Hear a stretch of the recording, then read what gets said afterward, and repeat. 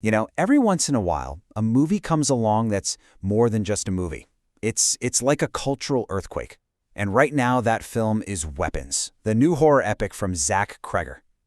It's what everyone's talking about, and it's racking up huge numbers at the box office and rave reviews. So, what's the secret sauce here? We're going to deconstruct the whole Weapons phenomenon. I mean, listen to that hook. It's just so simple, so effective, it's brutal. This premise, right from the marketing, just grabs you by the collar. At the exact same time, 2:17 in the morning, an entire third-grade class just vanishes. No clues, no ransom note, nothing. Just gone. An empty classroom and a town that's about to completely lose its mind. So, what is the real story of Weapons? And I'm not just talking about the plot, what we see on the screen. The story behind the movie, how it even came to be in the first place, well, that's where things get really, really interesting. Now, on screen, the whole mystery is built around these three people. First up, you've got the teacher, Justine Gandy, played by an amazing Julia Garner, who instantly becomes the town's #1 suspect.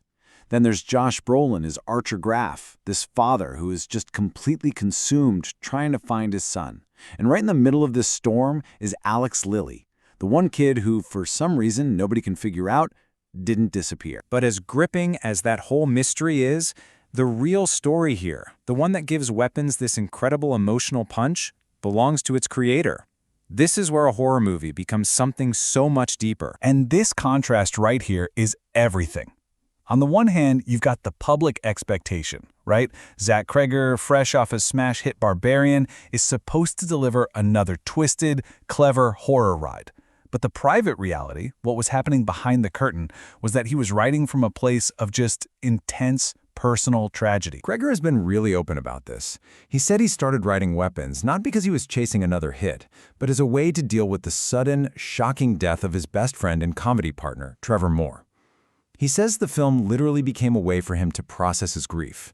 It's just this incredible example of how real art can come from our deepest pain. So how does that deep personal grief actually translate into the movie we see? Well, it's all in the movie's unique structure, its blueprint.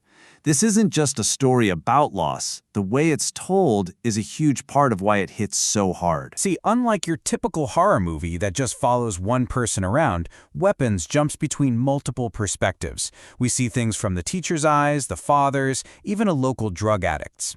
And instead of frantic, quick cuts, Cregger lets the camera roll. He builds these long, fully fleshed out scenes that feel like their own little short stories, letting you really get to know each character before he pulls the rug out from under you. Now, this might sound like some nerdy screenwriting detail, but it's a total game changer. The review site Script Shadow basically lost its mind over this. They were screaming, in all caps, that Cregger actually writes full scenes. In an age where everything is cut into tiny little pieces for short attention spans, this commitment to storytelling makes the suspense build in this incredibly satisfying way. And you know who noticed? Hollywood. The script set off this insane bidding war. New Line Cinema eventually won, but they had to put down a whopping $38 million to get it. And get this, that wasn't just the budget, that was a massive deal, and $10 million of it went straight to Cregger himself. That's a huge vote of confidence. And boy, did that bet pay off. The film's entire $38 million budget, it made that back and then some in its opening weekend alone, with $42.5 million just in the US and Canada. Worldwide, it launched with $70 million. That, my friends, is what you call a certified smash. And it wasn't just the money. The praise was coming from everywhere. An incredible 95% on Rotten Tomatoes from critics, a really strong 81 on Metacritic. And audiences loved it too, giving it an A- cinema score as they walked out of the theater. That's the trifecta. You can't ask for much better than that. Of course, you know how it is. When anything gets this much praise, the backlash is bound to start brewing. You go on Reddit or Twitter, and you start seeing the question pop up, is it really that good? Is Weapons overrated? And it's a fair question, but a lot of the time it comes from a pretty common misunderstanding. And that brings us to the tomato meter score. A 95% on Rotten Tomatoes doesn't mean the average critic score was a 9.5 out of 10. All it means is that 95% of critics gave the movie a thumbs up, a fresh review. It's a measure of agreement, of consensus, not necessarily of quality. A movie that everyone just thinks is pretty good could, in theory, get a 100%. Which brings us to this final thought. What makes Weapons so special isn't just a clever plot or some cool scares. It's the messy, flawed, deeply human core of it, a story born from real grief.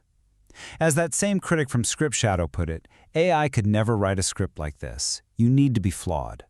And that's such a powerful reminder, right? In an age of algorithms and perfection, our greatest stories, the ones that really stick with us, still come from our most authentic and sometimes our most painful human experiences.